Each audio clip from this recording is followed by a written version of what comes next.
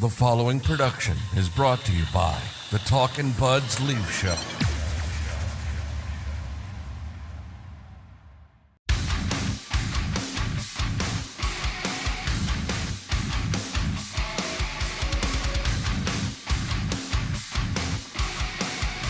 Here we go. This is the Talkin Buds Leafs Show.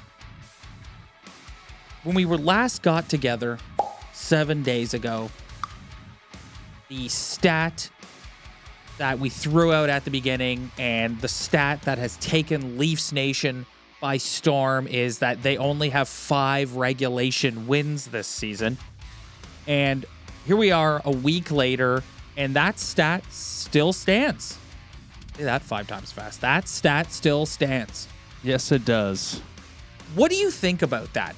I'm of two minds on this whole 5 regulation wins. Like, is that something that you, like, what do you think about that? How much weight do you put into that and people spazzing about it?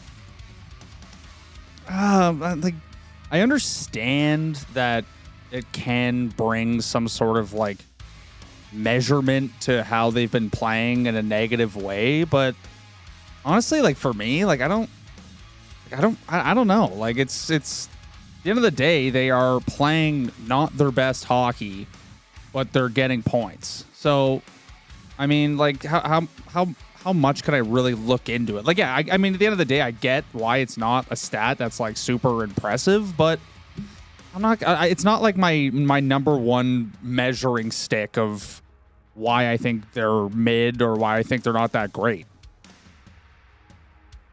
For me, on the one hand, like I look at the Seattle game, for instance, and I think that's a game they should have closed out in regulation. That game should not have gotten to overtime. They should have closed that out in regulation.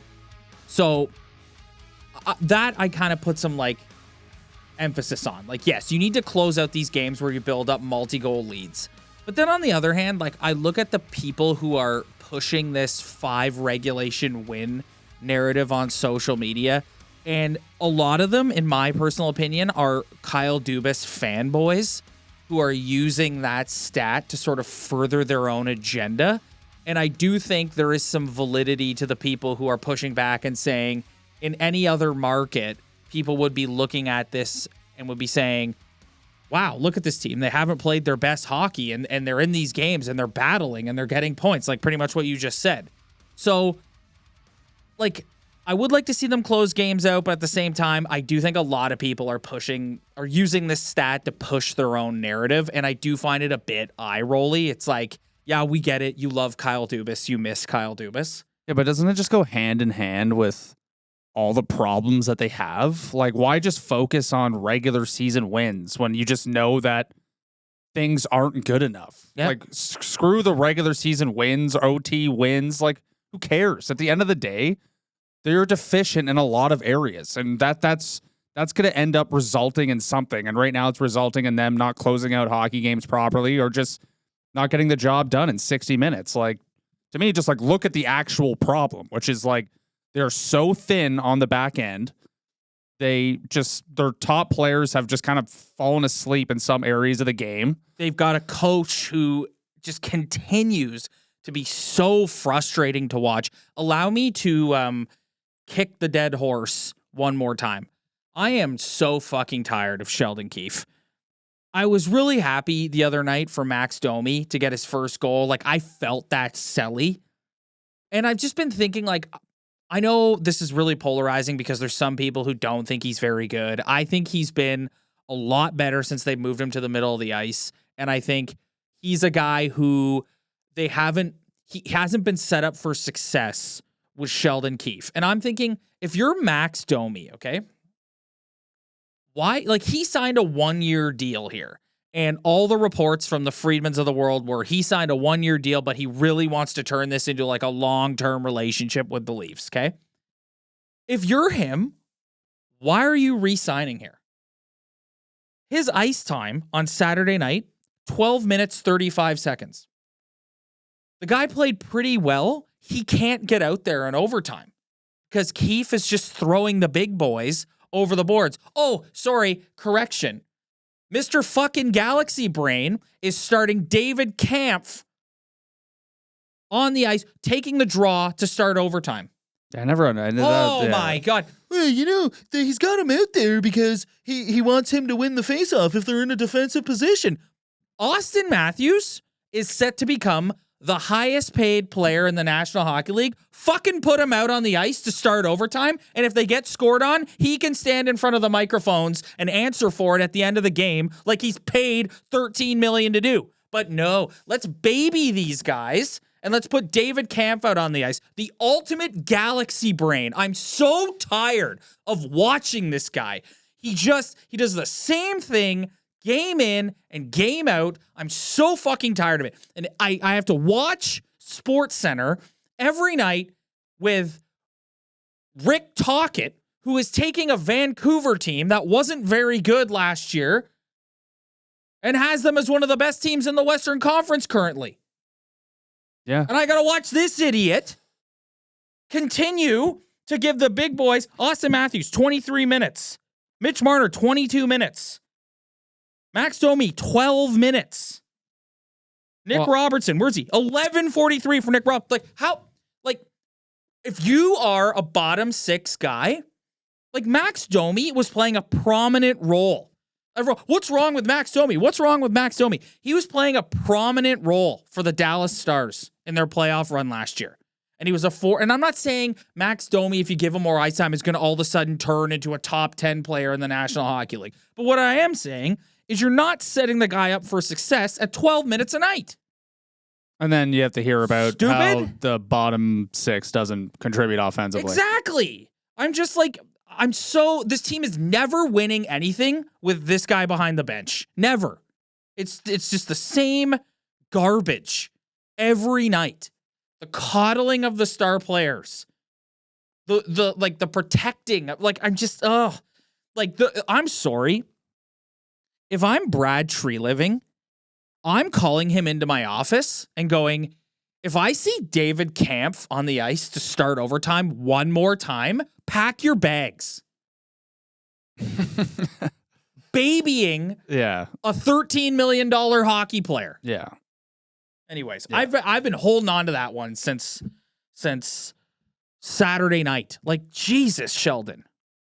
Yeah, I mean, and also it's not just that. Just look at the way they're playing. I know they're not that bad and whatever. It's so confusing trying to make arguments with people because of the whole they bring up the record and they're still a good team. But everyone who watches this team and knows what the problems are. We talked about it last week. We both went absolutely insane last week. But they are just kind of stuck in mud right now with the way they're doing things. Why wouldn't you want to change? You just look like Brad said that he was sick of the inconsistent play, and it's can we just why'd you re-sign the coach? Can we just do something different? It's just they're kind of stuck in mud right now. We know that it's going to result in nothing. Yeah, and it's just you see, I come back to Rick Tocchet. And the word that I love using on this podcast, galvanize. Every time I listen to our podcast back, I'm say galvanize one more time, Rob. What that guy has done, he's got them, they're all bought in. And we sit and we rant week in and week out about this team, slow starts. The first period last week against the Florida Panthers. I was ready to rip my TV off the wall. I was just are you kidding me? But if you look back on the history of Sheldon Keefe behind the bench, they've always been like that under him. Always. They never start on time. They look uninspired for large portions of games. Their system, the system that they play, the coming across the middle of the ice and then the drop pass, it's just, I don't know. I'm just tired. I'm so tired of watching it. Start on time even started before Sheldon Keefe. Yeah, it started with Babcock, but it's I don't know. It's so, you have to be a moron to not watch this and go, this team needs a new voice and a new sort of leader behind the bench. And speaking of leaders, a clip that was making the rounds on Twitter on Sunday. You haven't seen this clip yet. A clip was making the rounds on Twitter on Sunday morning was this clip of John Tavares in overtime. So this is Nylander. Someone has ISO'd just John Tavares here. Nylander falls down and coughs the puck up, which ultimately gives the Marchand a chance to score the winning goal. Here's the clip. We're going to play it right now. So here's John Tavares out in the ice. Kind of gets caught up at the Bruins blue line. And it's just a slow lollygag back into the defensive zone. And Brad Marchand gets the winning goal and the Leafs lose in overtime. So that's your first time seeing that. So what's your reaction seeing that? My first reaction is, how long was he out on the ice at that point? Was he out there? Does he have fresh legs out on that shift? I don't remember when they got on, to be honest with you. That'd be number one. Number two, it's just, yeah, like, I mean, it doesn't look good looking at it. No, it's like the guy's literally just watching from the opposite blue line instead of trying to bust his ass. Whether he's going to get there or not is irrelevant, really. It's just, your rational brain is like what you just said. Like, rationally thinking, yes, he's probably out there at the end of a long shift. We know that 3-on-3 overtime is fast paced back and forth. We know that John is not the most fleet of foot guy in the league. He's probably gassed at the end of the shift. But I will say, optically, that doesn't look very good. That looks like, no, it's irrelevant whether, like, it's just, you got to be busting your ass at all times. And like, this brings me back full circle to what I was saying earlier. Max Domi and Nick Robertson don't really get much of a look in overtime because he keeps throwing the same guys out there. And you can make an argument that Tavares is a guy that you need to be really strategic with in overtime because of situations like that. He doesn't have the foot speed that late in the game to get back and make a defensive play. He's a guy you probably want out while you're headed down to the other team's zone to kind of come in behind the play and bang in a rebound.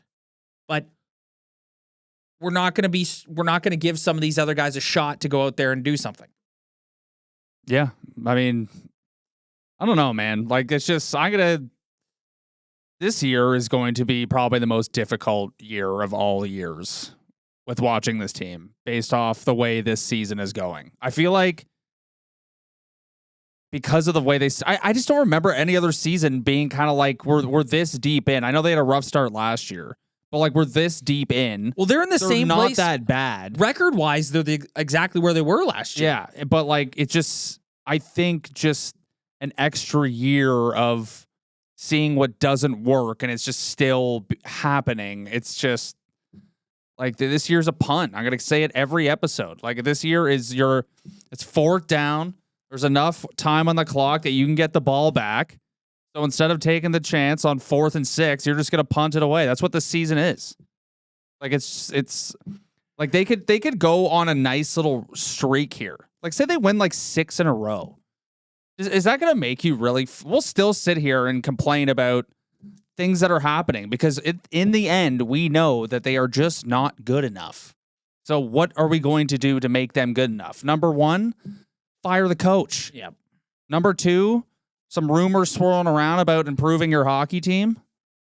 Maybe it's time to make a serious decision on making some sort of change. Well, they didn't get Zadorov. Zadorov goes to the Vancouver Canucks for 3rd and a 5th, I believe, which is like, that's not a huge price to pay, but Friedman reported that it was because the Leafs needed them to retain some salary and the Canucks didn't.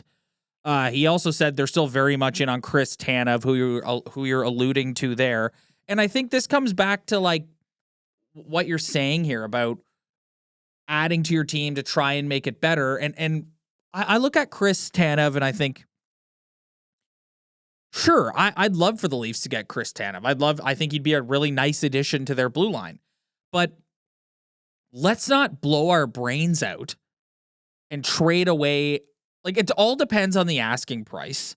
Let's not blow our brains out and trade away assets to get Chris Tanev when realistically, like, if you have realistic expectations for this Leaf team, they're probably not winning a Stanley Cup this year.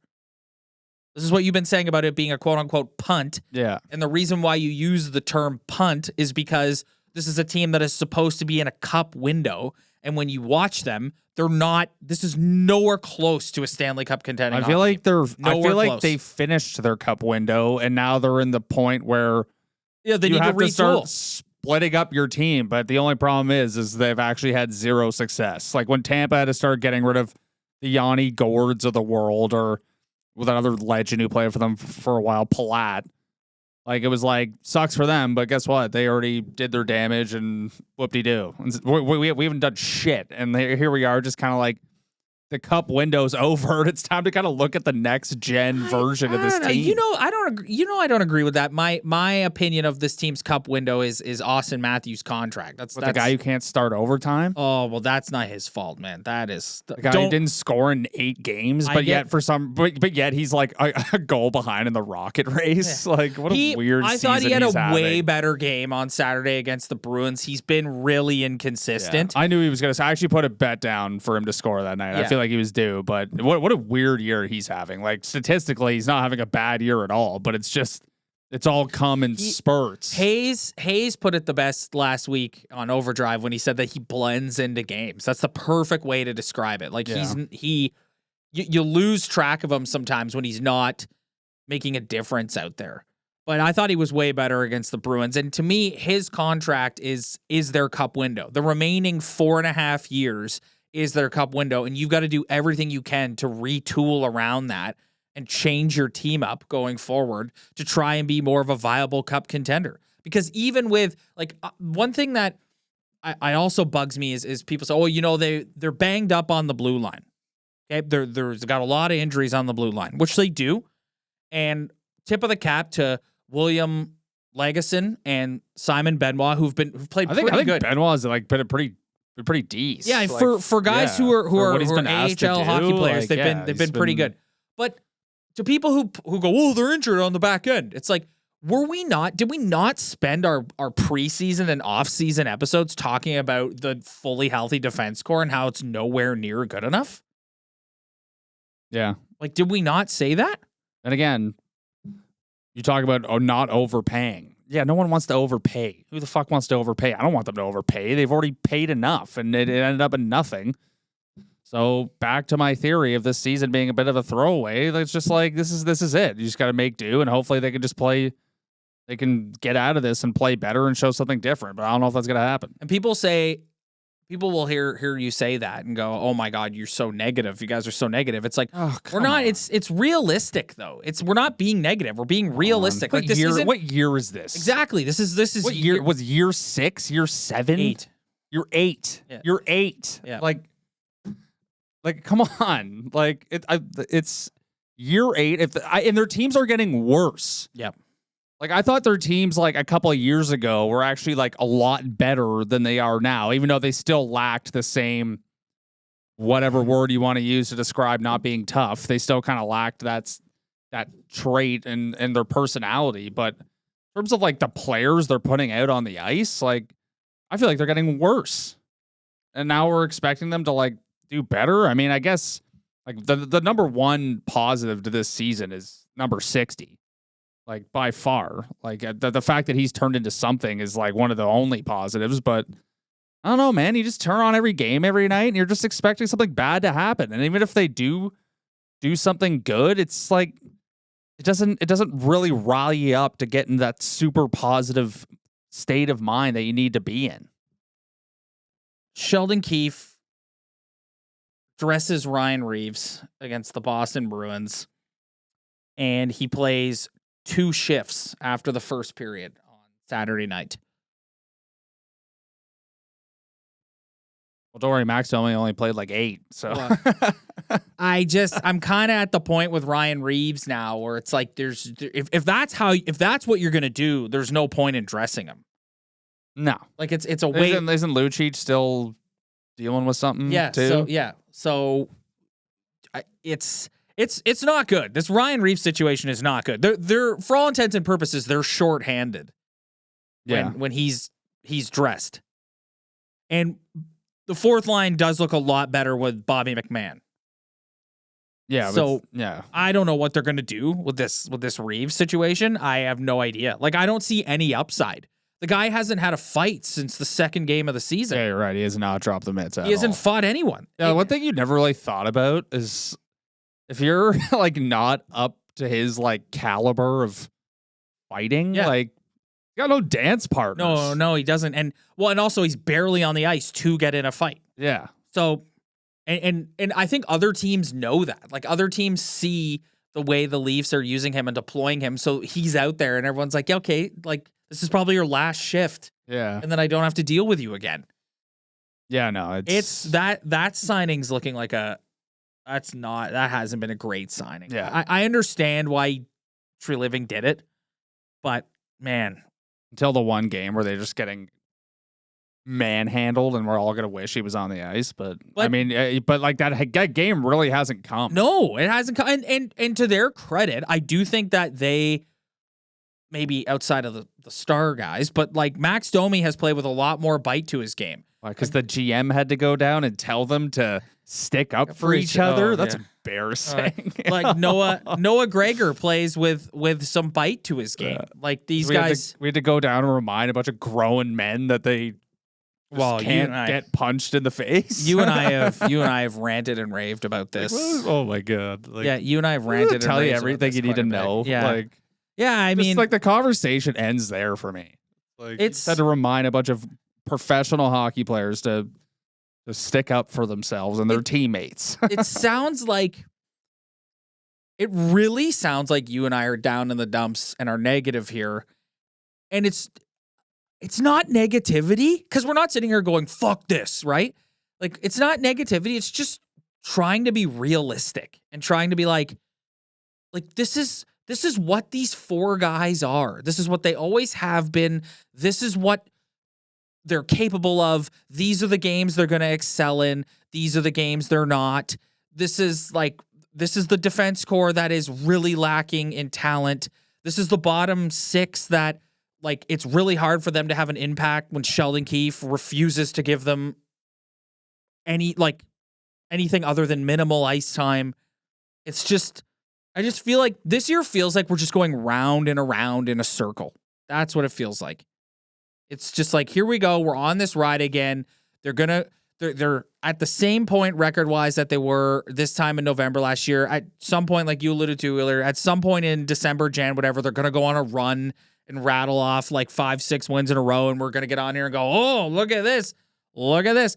But bringing in, if in your opinion, okay, let's just say they do it, because I think they are. I'm kind of worried about what Tree Living's going to give the Flames, but let's just say they bring in a Chris Tanev when fully healthy, and you head into a first-round playoff series.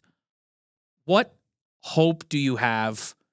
Like, do you have any hope of this team winning a round if you make an addition to the back end like a Chris Tanev? See, but what you just said at the end there is what I have the problem with, is now I'm over winning a round. Yes. It was so bad that to me, like winning a round at the time last year, I'm sure you could go back and listen to our old episodes. I said winning a round was a victory. It was. It was. Until I saw them get absolutely destroyed in the second round, and then I realized it wasn't a victory. Mm-hmm.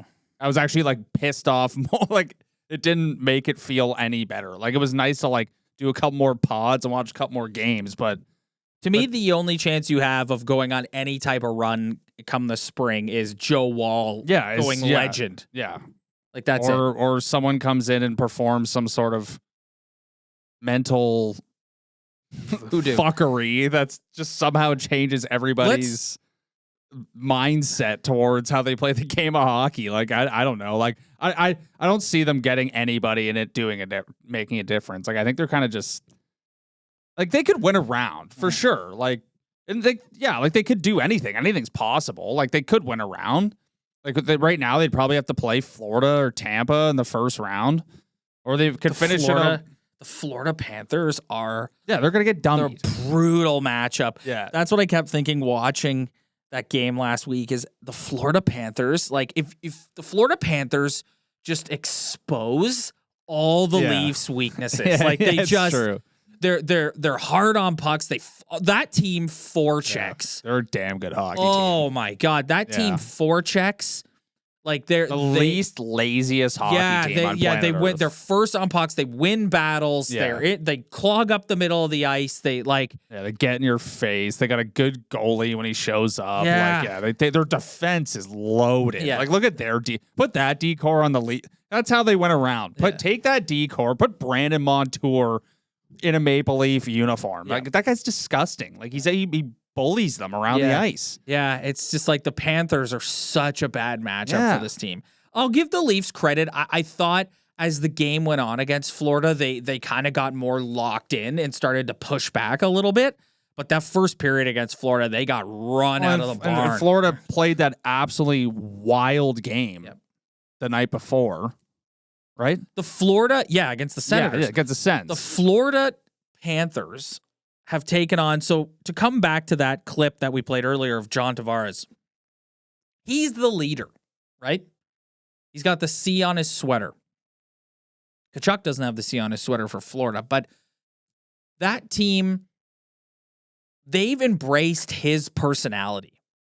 He went there and he completely changed the DNA of that team. Because if you remember, before he got there was the year they won the President's Trophy. And everyone was sitting there calling them fraudulent. And then the Lightning dummied them in the playoffs, and that was the end of that. Yeah.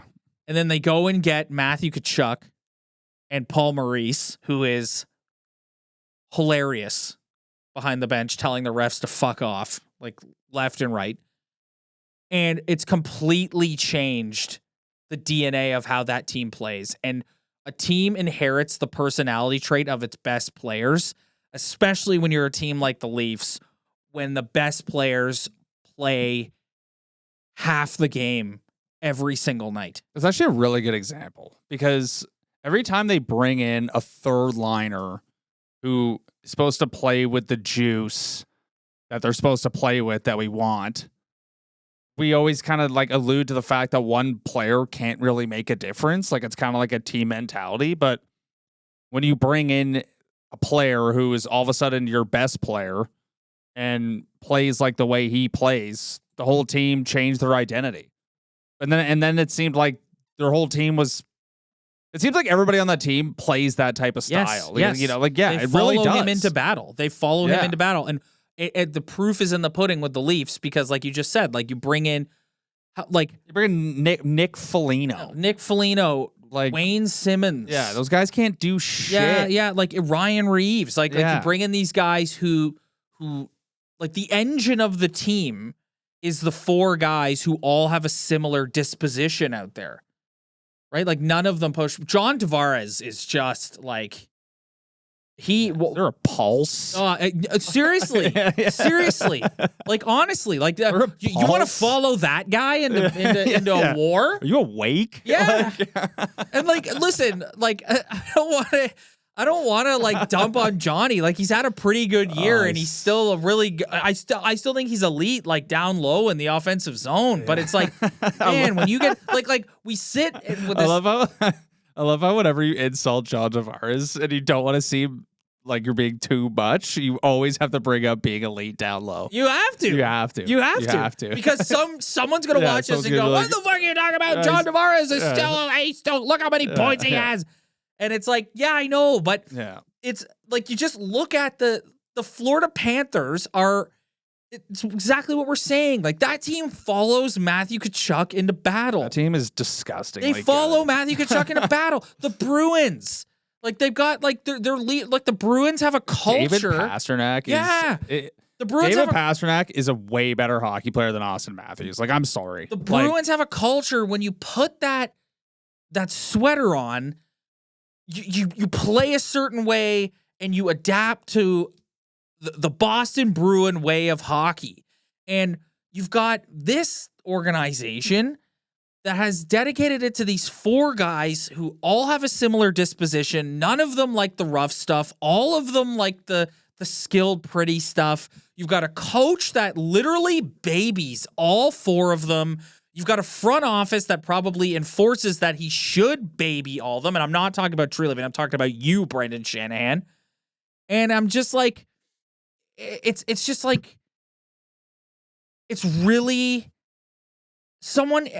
We're 100% gonna get a comment on this episode of you guys are so negative. Okay, cool. Like, you really watch this night in and night out and go, this team's gonna push for a cup. Like, and even if they go and get a Chris Tanev, you still think that, like, if this team, they're more than likely they're gonna if they make the playoffs, they're probably gonna either come third in the division or get a wild card spot, which means you're playing either the Florida Panthers or the Boston Bruins in round 1 of the playoffs, or the Rangers, You really think that this team, as currently constituted, is going to be able to handle a 7-game series with the mind games of a Brad Marchand, a Matthew Tkachuk, a Sam Bennett? Like, you really, this is why I'm such a Max Domi fanboy. Like, he drops the mitts and gets absolutely pumped by Sam Bennett, but at least the guy's got the nuts to do that and push back and not skate away. Max, I feel bad. Both a fight he had against Vancouver and that fight, he's kind of gotten a raw deal on both of them. Like, the guy in Vancouver, like, pinned him up against the boards. He got no shot of throwing bombs, and then Bennett just decided to like keep him off his balance. Yeah. And it's like Bennett got a hold of him Max and didn't Domi let go. is a small guy. Yeah. Like, you actually don't realize how small he is until he's in one of those situations. But yeah, like, at least the guy's got a nutsack on him. Like, Jesus. We're literally sitting here acting like they're going to be in contention for the first overall pick, and they're 6-2-2 in their last 10. I don't care though. That's what this season is all about. This is how many weeks have we've talked about this? This is this whole season. This is what it is. I don't care about that. I care about what actually matters. Exactly. And I think that doesn't matter. It matters to make the playoffs. Yes. But at the end of the day, it doesn't matter. That's the point that I'm trying to reiterate here. And that's why I keep, every time you and I go down one of these rabbit holes, I try and bring us back up to 10,000 foot view. And why I keep reiterating to anyone who's watching is you and I aren't going to get worked up about what's happening in the regular season, whether they go on a 6-game winner or a 6-game loser. I actually wouldn't be that upset if they went on a 6-game loser, because then the chances of them getting rid of Sheldon Keefe go way up. Yeah. But whether they go on like a 6-game winner or a 6-game loser, it doesn't matter. I'm not worried about that. I am worried about the DNA of this team when it comes time to do what needs to be done in the playoffs, and I just don't see it. I don't see it. I don't. No, I don't see it either. I hope the coach has got to go. Yeah, and that's there's a lot of things that need to happen with this franchise for it to move forward, and none of it's happening this year. To me, that's the only thing that you can do to really try and change the way that this team performs night in and night out is to get rid of Sheldon Keefe. And then you know what they're gonna do? They're gonna go and hire the wrong guy, and it's so.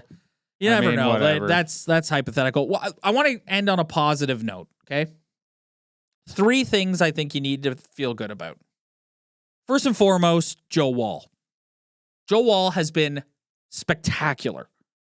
He has completely taken the number 1 job from Ilya Samsonov, and he's held them in games night in and night out. Yeah, like that Florida game. Like, they would have gotten pumped if he wasn't on that night. I think he is still like he's on his way to being a bona fide number 1 NHLer. He's not quite there yet as he continues to play and gains more experience. I see that the tools and the talent are there. Number 2, Morgan Rielly. The guy has been sensational. Yeah, even though he was a -3 against the Bruins, but doesn't matter. He's the guy's log. What was his ice time? 27 minutes. Yeah, like the guy, half an hour. The guy out there for half the game. The guy plays like it's ridiculous. He has become a bona fide number 1 defenseman. Yeah, he's a -3 with 26 minutes. 26 minutes. Yeah. I mean, whatever. But yeah, he's getting run ragged out there. He is. And he's a guy like play with TJ Brody, who has to be our number 2 defenseman. He's been excellent. Number 3, Matthew Knies. Yeah. Well, you're not as high on Matthew Knies? I like Matthew Knies as a player, but if the opportunity arose to get somebody who made a difference, I'd move him in a heartbeat. Oh, you'd move him. Oh my God. That might be the craziest thing you've ever said on this podcast.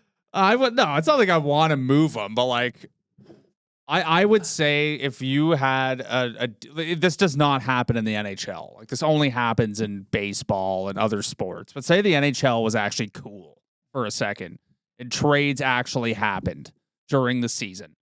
If the Leafs had an opportunity to get a defenseman who could either replace or play right alongside Morgan Rielly, who was actually good, I would trade Matthew Knies for that. That's what I'm saying. With term.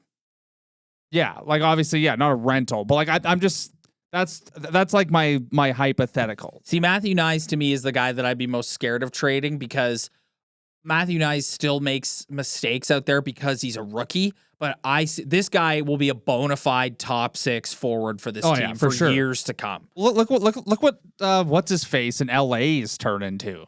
Trevor Moore. Like the guy's like a pretty decent hockey player. I like Matthew Knies a lot. Like I'm not saying no, I don't know why I thought of that. I just to me, like I don't know what I expected from him in this season. See the guy that's going to get you that defenseman that you're looking for is Mitch Marner, not not Matthew Knies. Did I say that? Did I just say that? Ooh, well, let's just. I mean, at the end of the day, if anything's ever going to change with this team, they got to move on from one of those guys. Yeah, and that's whole that we're not getting into that. Like to me, I know we're not getting into that today, but we can come on here and talk about Ryan Reaves, Max Domi, fucking TJ Brody, Morgan Rielly, Matthew Knies, Nick Robertson.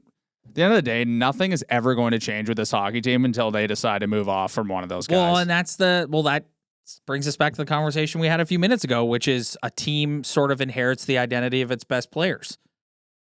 Yeah, and one of them's got to go. Yeah, which is why I think Overdrive was having an interesting conversation today with Chris Johnston about if you get closer to the trade deadline and William Nylander has not signed, do you look at moving him there? Because like O-Dog was basically saying, I am absolutely 1,000% not taking the risk of this guy getting to the offseason and walking for free. So if you get closer and closer to the trade deadline and you still haven't signed a deal, would you consider moving him? I think William Nylander, it's tougher now because Nylander's, even though he's cooled off a little bit, but he was having such a hot start to the season. I think not signing him this offseason was kind of a decision of like, let's see where we're at later this season. Yeah.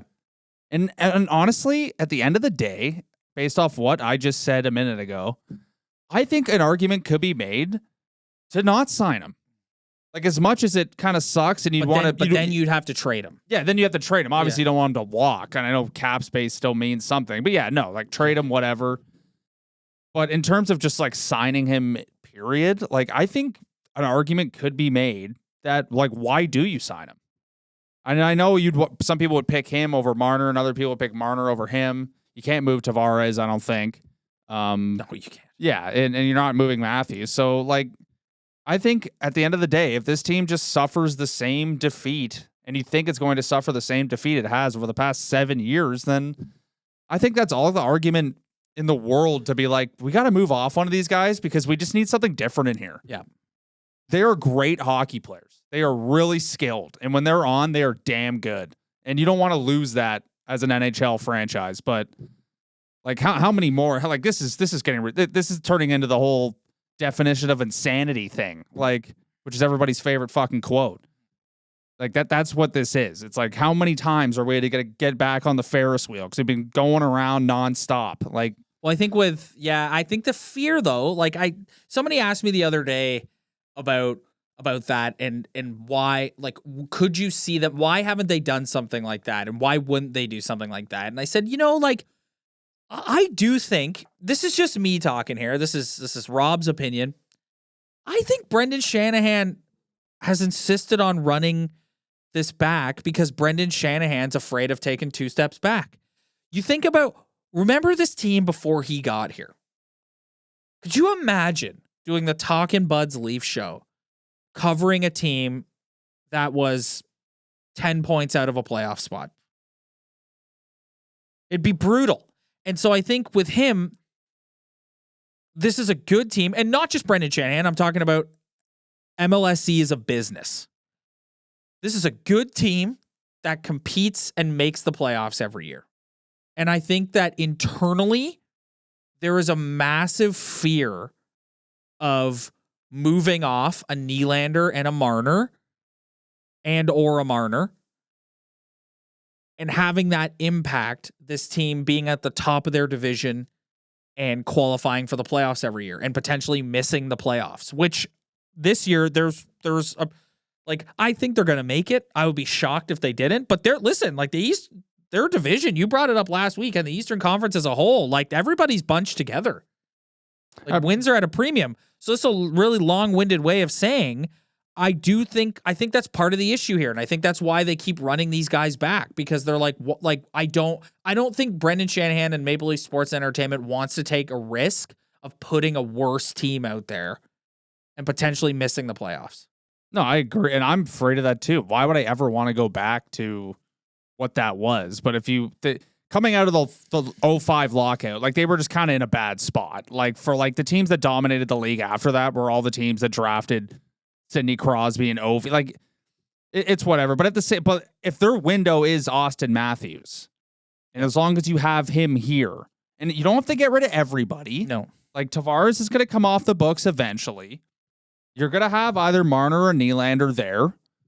But like do you really, at this point, we know that 4 doesn't work. So let's take 1, do what we have to do with it to try to get something else in here. As long as they're going to get any worse, as long as they have these top players, like I feel like they're always going to be sniffing around. Well, and it would change the dynamic of their team if you were able to go and get another elite defenseman. That would really, and you've got Joe Woll on the cheap for, how many more years do they have Joe Woll on the cheap? You have Joe Woll on the cheap for next year as well. So you've got, and then he's an RFA.